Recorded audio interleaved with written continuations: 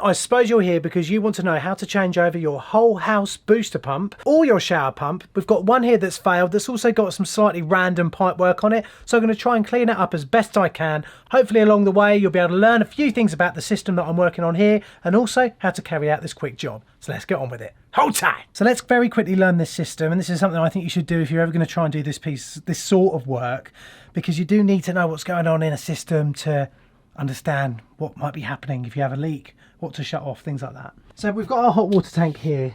This here is our feed to the coil, okay?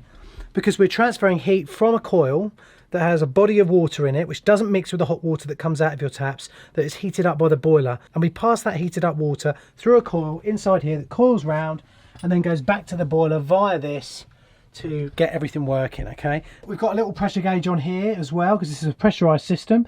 And if we follow this pipe up, we've got this bit of pipe here that goes over to a very small expansion vessel over there. And then also we've got our fill pipe here, so if you need to top the heating system up, we can on there. This pipe out the top is our hot water pipe going off to the taps. This valve here is a pipe that they've teed off and goes off into the floor. Where does it go? Nobody knows. This pipe here is our cold water mains that feeds into our heating system here, but also that pipe goes up into the loft to feed the ball valves of the tanks up in the loft.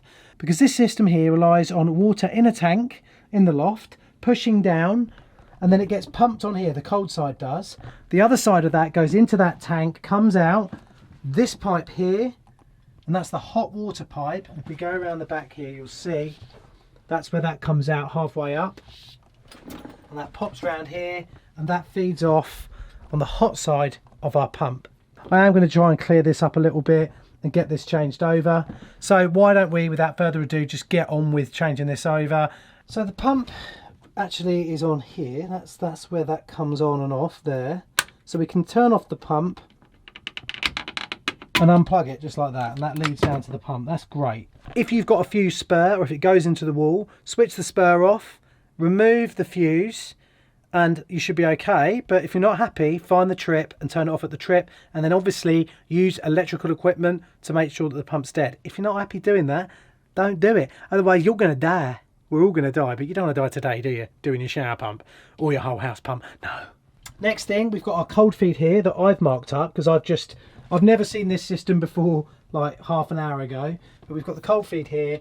For some reason they've got that on a gate valve. Gate valves are a little bit more prone to leaking because of the way they are.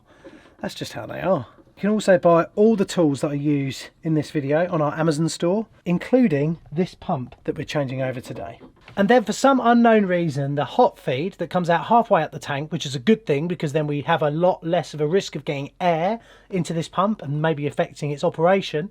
But for some reason around that side, they've put a lever valve in. So I'm just going to turn that off. Right, so I'm just going to open up the hot and cold taps in one of the bathrooms. Got to do this tap while I'm here. I've only just been told that. Flush the loo. Right, okay. See, we've got quite a few little valvey bits here, so I'm just going to turn these off for now, just so I can unscrew them at the base of the pump. I've got what I'm trying to do is get control over this situation.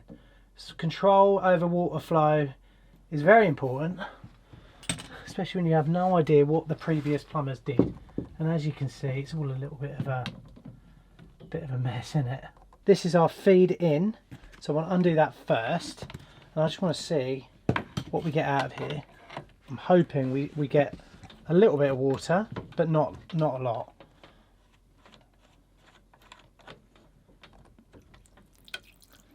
Right, so we've got a little bit there. Now I can open up the valve at the top here and we can test to see if the valve above is holding. So we should get a little bit of water out, like that. And that appears to be holding. So that's our first good bit of news. So, well, what we'll do is, well, we'll just get this bit removed.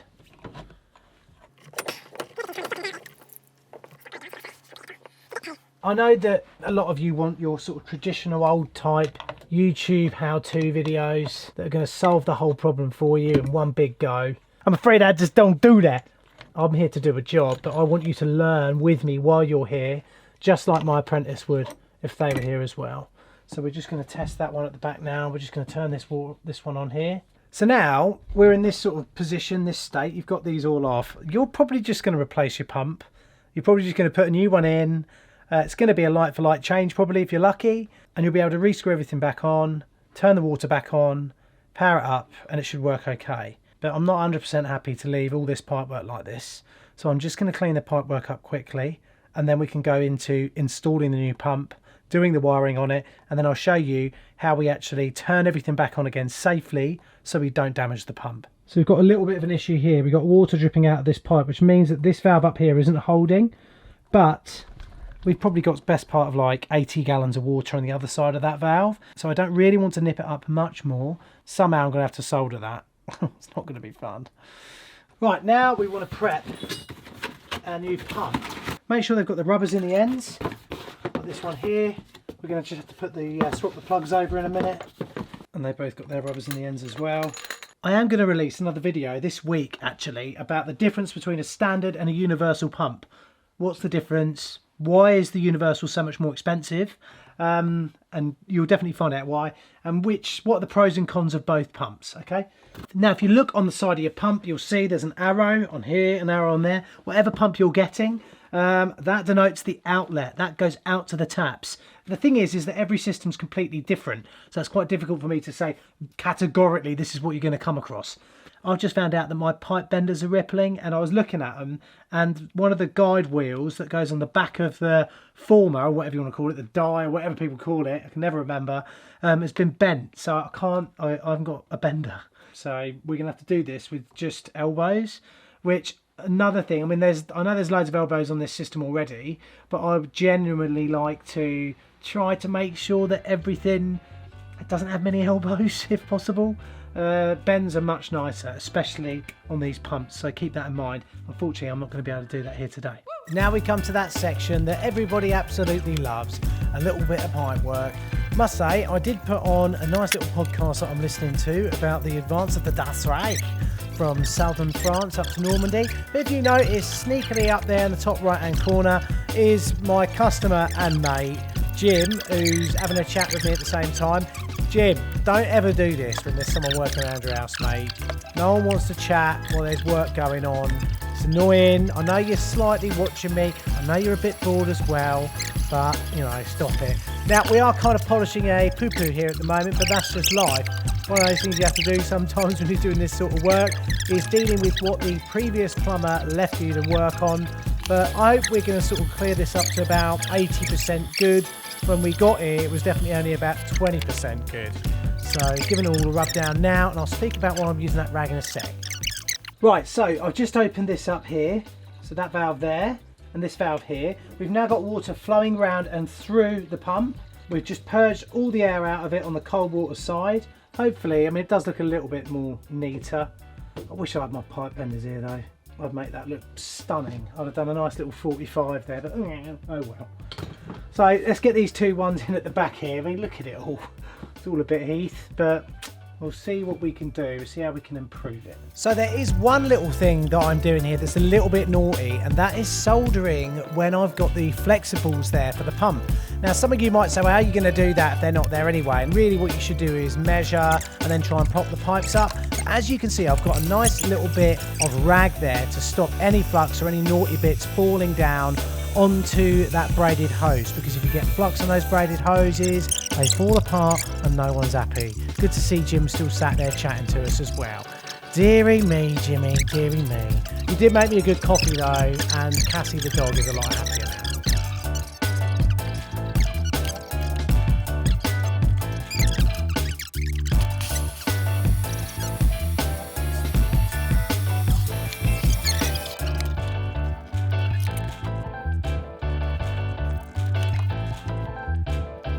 Right, so we've got the hot water back on here, just making sure that everything's alright there. Now we're just going to open this up and you'll hear the water just rush through that.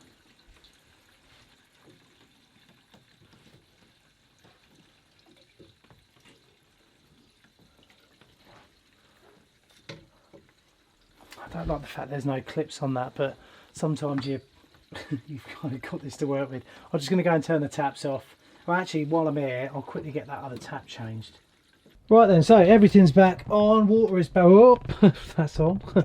Water's back on. That valve's on. That valve's on. That's on. Cold feed valve's on. Hot water valve on around the back is also on. So now I've just wired a plug up, which I didn't show you how to do because you shouldn't. Well, you should know really. Yeah. Do you know how? Right. So there we go. It's on. So now my lovely customer here is going to go and open up that new tap that I fitted. Oh yeah. Okay. And hopefully this is all going to come to life. There we go.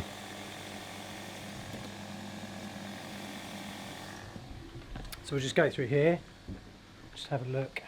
Wow, that's coming out quite a lot, isn't it? Quite a lot. Like that.